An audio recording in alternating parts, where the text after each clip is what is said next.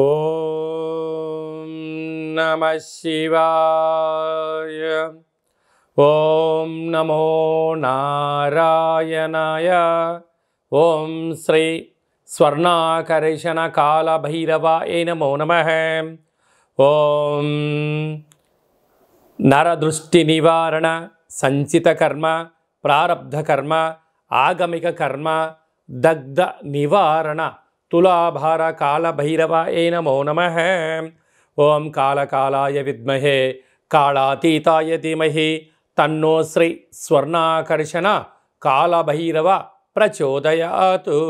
హరి ఓం. మా ఛానల్కి స్వాగతం. చూస్తున్న వీక్షకులకు ప్రేక్షకులకు ప్రియ కాళభైరవ భగవద్బంధులకి స్వాగతం పలుకుతూ మమ్మల్ని ఎంతగానో ఆదరిస్తూ ఉండబడినటువంటి ప్రియ సోదర సోదరీమణులకు, ఆధ్యాత్మిక వ్యక్తులకు, జ్యోతిష్య అభిమానులకు, సనాతన ధర్మ సంరక్షకులకు అందరికీ కూడా కార్తీక మాస అమావాస్య శనివారం ఆదివారంతో కూడుకున్న అమావాస్య సందర్భంగా ఎలాంటి విధి విధానాలు పాటించాలో ఈ వీడియోలో సవివరంగా సంపూర్ణంగా తెలుసుకుందాం. 16/11/2024 నుండి 30/11/2024 వరకు పుట్టినటువంటి వారందరికీ కూడా ముందస్తుగా జన్మదిన శుభాకాంక్షలు. గతంలో వివాహం చేసుకున్న వారికి వివాహ వార్షికోత్సవ శుభాకాంక్షలు. ప్రధానంగా మీరు ఈ వీడియో చూస్తున్నారు అన్నట్లయితేనే ఆ కాళభైరవ స్వామికి ఆజ్ఞ ఆశీస్సులు మీపైన ఉన్నాయని చెప్పి గమనించాలి. వీడియో ప్రారంభం నుంచి చివరిదాకా విన్నట్లయితే మీ అష్ట కష్టాలన్నీ కూడా తొలగిపోయి ఐశ్వర్యానికి స్వాగతం పలుకుతారు అని చెప్పి కూడా గమనించాలి. ద్వాదశ రాశుల్లో గ్రహ గమనాన్ని ఒకసారి వీక్షింపచేద్దాం. వృషభ రాశిలో గురుచంద్రుల కలయిక గజకేసరి యోగంతో ప్రారంభమవ్వడం, కర్కాటక రాశిలో కుజభగవానుడు నీచభంగ సంచార స్థితి, కన్యరాశిలో కేతు సంచార స్థితి, వృశ్చిక రాశిలో రవి బుధ సంచార స్థితి, బుధాదిత్య రాజయోగము, ధనుసు రాశిలో శుక్ర భగవానుడు సంచార స్థితి, కుంభరాశిలో శని భగవానుడు వక్రగమన స్వక్షేత్ర సంచార స్థితి, మీనరాశిలో రాహు సంచార స్థితితో ద్వాదశ రాశుల్లో గ్రహ గమనాలు ఈ విధంగా ఉన్నాయి. ధనుసు రాశి వారు కార్తీక మాస బహుళాష్టమి శనివారం ఆదివారం అమావాస్యతో కూడుకున్నటువంటి రోజున ఎలాంటి విధానం పాటించడం వలన యోగం వీరి సొంతమవుతుందో, దురదృష్టం ఎలా దూరం అయిపోతుందో, సకల కర్మలు ఎలా నివారించబడతాయో ఈ వీడియోలో సవివరంగా సంపూర్ణంగా తెలుసుకుందాం. ధనుసు రాశిలో ఏ నక్షత్రాలు వస్తాయిగా? మూలా నక్షత్రంలోని 4 పాదాలు, పూర్వాషాఢ నక్షత్రంలో 4 పాదాలు, ఉత్తరాషాఢ నక్షత్రంలోని 1 పాదం కలిపితే ధనుసు రాశి. చాలామందికి పుట్టినటువంటి కాల సమయంలో డేటా ఆఫ్ బర్త్లో లేనటువంటి కారణం వలన పేరు యొక్క మొదటి అక్షరాన్ని అనుసరిస్తూ ఆ రాశిని తెలుసుకునే ప్రయత్నం చేద్దాం. ఏ, యో, బా, బి, బు, ధ, బా, డ, బే అక్షరాల వారందరూ కూడా ధనుసు రాశి జాతకులు. ధనుసు రాశి యొక్క అధిపతి దేవగురు బృహస్పతి. రాశిలోనే శుక్రుడు సంచారం చేయడం వలన నూతన వస్త్రాలు, బంగారు ఆభరణాలు, క్రయ విక్రయాలు, నూతనమైనటువంటి ల్యాప్టాప్లు, ఫోన్లు, విలాసవంతమైన వస్తువులు, గృహంలో ఉపయోగపడే వస్తువుల్ని కొనుగోలు చేయడంలో అందమైన ఆనందకరమైన ఆరోగ్యకరమైన జీవితానికి స్వాగతం పలకబోతున్నారని చెప్పి గమనించాలి. తృతీయంలో శని భగవానుడు సంచారం చేయడం వలన మిత్రులతో, సహచరులతో, పై అధికారులతో, కింద స్థాయి ఉద్యోగస్తులతో, తల్లిదండ్రులతో, అక్కా చెల్లెలతో వీలైనంత వరకు శత్రుత్వం పనికిరాదు అని చెప్పి గమనించాలి. అర్ధాష్టమ రాహు ఎక్కువ శాతంగా అధికంగా ఆలోచించడం, ఎదుటి వ్యక్తుల యొక్క భవిష్యత్తులో అనేక రకాల మార్పులు కలుగుతున్నాయి, నా జీవితంలో ఎందుకు మార్పు కలగట్లేదు అనేటువంటి తీవ్రమైనటువంటి ఆలోచన చేయడం వల్ల నరాల బలహీనత, కంటి సమస్య, వెన్నెముక సమస్య, శరీరంలో రక్తంలో మార్పులు, దీర్ఘకాలికమైన వ్యాధులు వచ్చే అవకాశాలు ఉన్నాయి. కనుక వీలైనంత వరకు నదికి సమస్యకు దూరంగా ఉండి తీరాలట. కారణం ఏంటంటే నది ఎప్పుడు ఎలా ప్రవహిస్తుందో తెలియదు, సమస్య అనేది ఏ మూల నుంచి ఎలా పొంచి ఉంటుందో రెండు కూడా తెలియదు.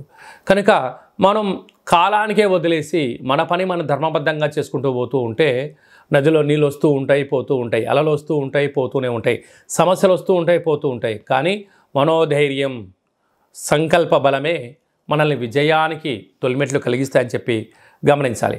6వ స్థానంలో గురు సంచార స్థితి ఉండడం వలన విద్యలో, ఉద్యోగంలో, పెట్టుబడులలో కొన్ని నూతనమైన కార్యక్రమం ప్రారంభించాలి అనుకుంటున్న కాల సమయంలో మన దగ్గర ఉండబడిన సమయం, ధనానికి, సమయానికి అనుకూలంగా పెట్టుబడులు పెట్టుకోండి. ఎక్కువగా ఆలోచించి ఎక్కువ పెట్టుబడులు తీసుకురావడము, అధిక సమయాన్ని పెట్టడం వలన అనుకున్నంత విజయం రాకపోతే అప్పుడు నిరాశ, నిస్పృహ, అనేక రకాల ఇబ్బందులకు మీరే కేంద్ర బిందువు అవుతారో అని చెప్పి గమనించాలి. అష్టమంలో కుజుడు నీచభంగ రాజయోగంలో ఉండడం వలన మీ జన్మ నక్షత్రం రోజున అష్టమి, చతుర్దశి, అమావాస్య తిథుల యందున దూరవాయు జల ప్రయాణాలు పెట్టుకోవద్దు. యంత్రాలతో, ఆయుధాలతో చెలగాటమాడవద్దు. మాటలు మాట్లాడేటప్పుడు ఓపిక, పట్టుదల, సహనం అవసరం అని చెప్పి మీరు గుర్తుపెట్టుకోగలగాలి.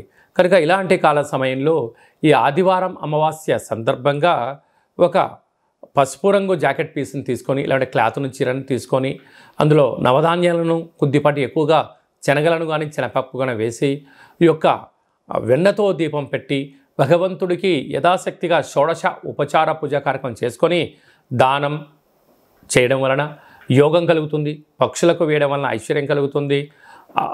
నదిలో కలపడం వలన ఆనందం ధనుసు రాశి వారి సొంతమవుతుందని చెప్పి గమనించాలి. ముఖ్యమైనటువంటి పండగల గురించి, తిథుల గురించి సవివరంగా, సంపూర్ణంగా, క్లుప్తంగా తెలుసుకుందాం. 23వ తారీఖున కార్తీక మాస బహుళ అష్టమి శనివారం రోజు సందర్భంగా కాళభైరవ స్వామివారి యొక్క స్వర్ణాకర్షణ కాళభైరవ స్వామివారి యొక్క ఆశీస్సుల కోసం కూష్మాండ దీపము, పూజ, దానము, సునకపు మహారాజు గారికి, పక్షులకు, పక్షిరాజు అయినటువంటి కాకిరాజు వారికి ఆహారాన్ని దానం చేయడం వలన శని దోషాలు, మృత్యు దోషాలు, అపమృత్యు దోషాలు తొలగిపోతాయని చెప్పి గమనించగలగాలి. 29వ తారీఖున మనకు మాస శివరాత్రి, 30వ తారీఖున శనివారము, అలాగే డిసెంబర్ 1వ తారీఖున ఆదివారం అమావాస్య. అంటే మాసాంతము, అంటే కార్తీక మాస పాడ్యం నుండి చివరి వరకు అందరికీ దీపం పెట్టడం కానీ, అభిషేకం చేసుకోవడం కానీ, సాలగ్రామ దానం చేయడం కానీ, దీపదానం చేయలేని పరిస్థితి కొందరికి ఉన్నప్పుడు ఈ అమావాస్య రోజున మనం చేసేటువంటి పూజ, యజ్ఞము, యాగము, అభిషేకము, దానము, మంత్ర స్మరణ వలన అద్భుతమైన యోగం కలుగుతుంది అని చెప్పి గమనించాలి.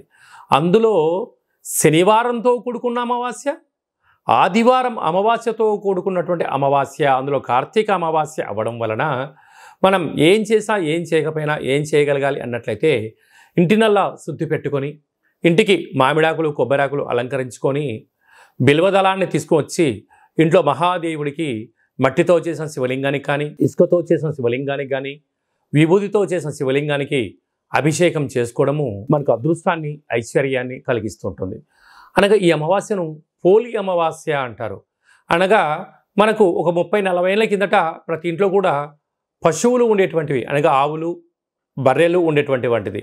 వీలైతే ఆవు వెన్నతో కానీ, లేకుంటే బర్రె పాలు కానీ ఒక 3 రోజుల ముందుగానే రోజు తీసుకొని చక్కగా ఆధ్యాత్మిక చింతన కలిగినటువంటి భక్తి నామస్మరణతో వేడి చేసి తోడు పెట్టి ఆ 3 రోజులు వచ్చేటువంటి ఆ మజ్జిగ పైన వచ్చేటువంటి వెన్నను తీసి మజ్జిగ కవ్వంతో చిలికి వచ్చేటువంటి వెన్నను ఈ అష్టమి రోజు కానీ, ఈ ఆదివారం అమావాస్య రోజు కానీ కొత్త వత్తితో, అంటే కొత్త పత్తితో దీపం పెట్టడం వలన సంపూర్ణమైనటువంటి భగవంతుడి యొక్క ఆశీస్సులు ఉంటాయని చెప్పి గమనించాలి. ఎందుకనగా మనము పాలను పంచామృతంగా ఏర్పాటు చేసుకొని మహాదేవుడికి రుద్రాభిషేకం చేసుకుంటూ ఉంటాం. పాలు కేవలం ఒక పూట మాత్రమే నిల్వ ఉంటాయి. వేడి చేస్తే 2వ రోజు దాకా మాత్రమే ఉంటాయి. అదే పాలల్లో కొద్దిపాటి తోడు వేస్తే ఒక 2 రోజుల వరకు నిల్వ ఉంటుంది. ఆ తోడుపైన వచ్చే మిగడను తీసి చిలికి వెన్న తీసినట్టయితే మాసాంతం వరకు చాలా బాగుంటుంది. అదే వెన్నను వేడి చేయిస్తే మినిమం ఒక 11 సంవత్సరాలు నిల్వ ఉండడం జరుగుతుందని గమనించాలి. కనుక అలాంటి వెన్నతో దీపం పెట్టడం వలన పుష్కర కాలంలో, అంటే గతంలో 11 ఏళ్ళ నుంచి మనం బాధపడుతున్న వారందరికీ కూడా దోషం తొలగి రాబోయే 12 ఏళ్ళ వరకు ఐశ్వర్యము మన అందరి సొంతమవుతుందని చెప్పి గమనించాలి. కనుక ఈ ఒక్క విధి విధానం పాటిద్దాం, మహాదేవుణ్ణి తృప్తిపరుద్దాం, పోలి అమావాస్య రోజు దీపాన్ని పెడదాం, చేసే ప్రయత్నం చేద్దాం. మీకు అలా కుదరలేదు అనుకుంటున్న వారందరూ కూడా మీ యొక్క గోత్రనామాల్ని పంపించినట్లయితే మీ పేరు పైన పాలును తీసుకొని తోడు వేసి పెరుగును చేసి చిలికించి ఆ యొక్క వెన్నతో దీపాన్ని పెట్టి మీ గోత్రనామాలతో పూజ చేసి మీకు ఇదంతా కూడా వాట్సాప్ కాల్ ద్వారా వీడియో కాల్ ద్వారా చూపించి స్వామివారి యొక్క ప్రసాదాన్ని మీకు ఇంటికి కొరియర్ చేయడం జరుగుతుంది అని చెప్పి గమనించాలి. అలాగనే ఈ యొక్క కార్తీక మాసంలో స్వర్ణాకర్షణ కాళభైరవ స్వామివారు ఉంటారు కనుక బిల్వదళంతో మహాదేవుడికి అర్చన చేసుకోవడం, విభూతితో అభిషేకం చేసుకొని ఆ విభూతిని లలాట స్థానంలో పెట్టుకోవడం వలన బ్రహ్మరాసిన వ్రాతను కూడా తొలగించుకొని మనకేం కావాలో అది మనసులో అనుకోవడం వలన అద్భుతమైనటువంటి ఐశ్వర్యం, ఆనందం మన సొంతమవుతుంది. కనుక ఈ స్వర్ణాకర్షణ కాళభైరవ స్వామి యొక్క పూజా విధానము, ముడుపు, దీపము, కూష్మాండ దీపము, అభిషేక హోమ కార్యక్రమాలు చేయించాలి అనుకున్న వారందరూ ఈ కింద మనం సంప్రదించినట్లయితే మీకు వీడియో కాల్ ద్వారా పూజా కార్యక్రమం చేయించి ప్రసాదాన్ని కూడా తమరికి అందజేయడం జరుగుతుందని చెప్పి గమనించాలి. అలాగనే ఈ యొక్క పాత్రను స్వర్ణాకర్షణ కాళభైరవ స్వామి యొక్క అక్షయ పాత్ర అంటారు. అక్షయం అనగా నశించబడినటువంటిది. ఇందులో 12 రాసులను అచ్చివేసి ఉండడం జరుగుతుంటుంది. ఈ యొక్క పాత్ర సహాయం చేత ప్రతిరోజు మనం ఇంట్లో పూజ చేసిన తర్వాత ఉదయం కానీ సాయంత్రం కానీ ఇలా శబ్దం చేయడం వలన ఓంకార శబ్దం రావడం జరుగుతుంటుంది.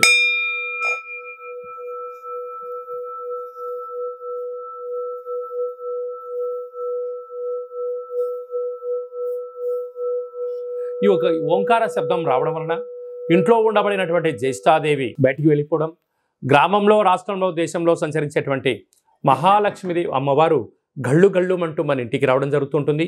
ఈ అక్షయ పాత్ర, ఓ కాళభైరవ స్వామి యొక్క పిరమిడు, డాలరు, కంకణము, ఒక 20 రకాల వస్తువులతో దిష్టి తీయించి మీకోసం ప్రత్యేకంగా పూజ చేయించి ఈ పూజా కార్యక్రమంతో కూడా వాట్సాప్ కాల్ ద్వారా మీకు వీడియో కాల్ చేయించి కొరియర్ ద్వారా తమకి అందజేయడం జరుగుతుంది. కనుక మనమందరం కూడా ఇంట్లో కాళభైరవ స్వామిని స్మరిద్దాం, అక్షయపాత్ర ఉంచుకుందాం, అష్ట కష్టాలకు స్వస్తి పలుకుదాం, అష్ట ఐశ్వర్యకి స్వాగతం పలుకుదాం, సకల దుష్టగ్రహాలు, నరదృష్టి, సకల కర్మ దోష నివారణ కలుగుతుందని చెప్పి గమనిద్దాం. స్వామివారి యొక్క అక్షయపాత్రను ఇంట్లో ఉంచుకుందాం. ఇంకనూ మనం విజయం సాధించగలగాలి అన్నట్లయితే అప్పు చేసైనా ఉప్పు తెచ్చుకొని భోజనం చేయమన్నారు. కానీ ఇప్పుడు ప్రస్తుత కాలమాన ప్రకారంగా అనేక రకాలుగా మనం అయోడిన్ ఉప్పని, శుద్ధి కలిగిన ఉప్పని చేస్తూ ఉంటాం.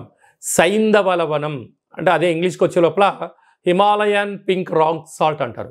ఈ రాక్ సాల్ట్ను, ఈ ఉప్పును దీపంగా ఏర్పాటు చేసుకొని ఆ దీపం అంటే ఒక టెంపరేచర్లో వేడి చేసి ఆ ఉప్పును గాలిలో కలపడం వల్ల ఇంట్లో ఆక్సిజన్ లెవెల్స్ పెరగడం, అంటే ఇప్పుడు అసలే మనకు చలికాలం కూడా ప్రారంభమవుతుంది కనుక ప్రధానంగా జలుబు సమస్య తగ్గడం, నెగిటివిటీ లేకుండా ఉండడం, అంటే 4 వైపులా పైన 30 అడుగుల మేరకు నెగిటివిటీ మన ఇంట్లోకి రాకుండా ఆపడం, ప్రశాంతమైన వాతావరణం కలిగి ఉండడం, అదే కాకుండా మనం ఏదైతే అనుకుంటామో దాన్ని విజయ సాధనకు ఉండబడిన అడ్డంకులు తొలగిపోతాయని చెప్పి గమనించాలి. పిల్లల చదువులు, అభివృద్ధి, ఉద్యోగము, వివాహము, సంతానము మనం ఏదైతే అనుకుంటున్నామో ఆ యొక్క ఉప్పు దీపపు కాంతి యొక్క ఆశీస్సుల వల్ల మనకు అద్భుతంగా జీవనం కలుగుతుందని చెప్పి గమనించాలి. కానీ మనం అందరము కూడా ఈ కాళభైరవ స్వామి యొక్క సైంధవ లవణ ఉప్పు దీపాన్ని ఇంట్లో పెట్టుకుందాం, కష్టాలను తొలగించుకుందాం, ఐశ్వర్యకి స్వాగతం పలుకుతామని చెప్పి గమనించాలి. అలాగే మీ వ్యక్తిగత జాతకం తెలుసుకోవాలనుకుంటున్నారా? మీ పేరు, పుట్టినటువంటి తేదీ, నెల, సంవత్సరం, సమయం రాసి మీరు వాట్సాప్లో పంపించగలిగినట్లయితే 100 సంవత్సరాల జాతకాన్ని వ్రాసి పంపించి మీరు పుట్టినప్పుడు గ్రహ గమనాలు ఎలా ఉన్నాయి, ప్రస్తుతం ఎలా ఉంటున్నాయి, రాబోయే కాలం ఎలా ఉంటున్నాయో తెలియజేయడం జరుగుతుందని చెప్పి గమనించాలి.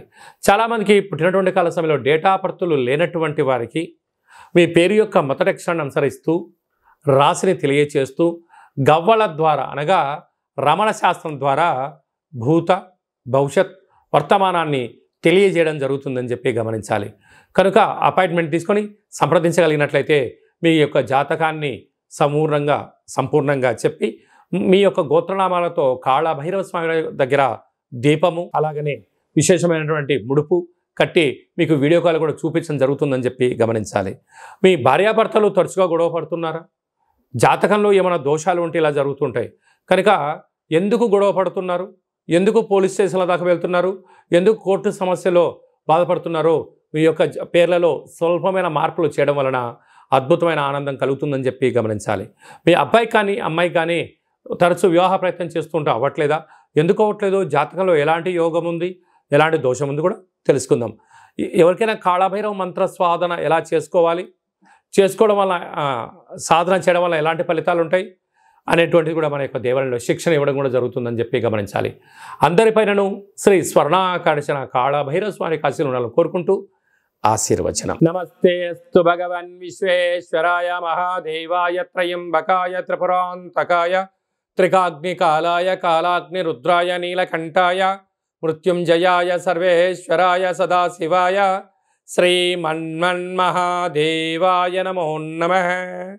శతమానం భవతి శతాయు పురుష సతేంద్రియ ఆయుష్యేవేంద్రియే ప్రతిష్టతి. ధనం ధాన్యం బహుపుత్రలాభం శత సంవత్సరం దీర్ఘమాయు. సర్వే జనా సుఖినో భవంతు, లోకా సమస్తా సుఖినో భవంతు. సర్వం శ్రీ స్వర్ణాకర్షణ కాళభైరవ దేవతార్పణమస్తు. హరి ఓం. ఈ వీడియో మీకు నచ్చినట్టయితే ఒక చిన్న లైక్ చేయండి, షేర్ చేయండి. మీరు ఎవరి క్షేమాన్ని కోరుకుంటున్నారో, మీ క్షేమాన్ని ఎవరైతే కోరుకుంటున్నారో వారందరికీ కూడా కాళభైరవ స్వామి వారి యొక్క ఆశీస్సులు కలగాలని కోరుకుంటూ ఫార్వర్డ్ చేసి హిందూ ధర్మాన్ని కాపాడండి, భగవంతుడి యొక్క ఆశీస్సులు పొందండి.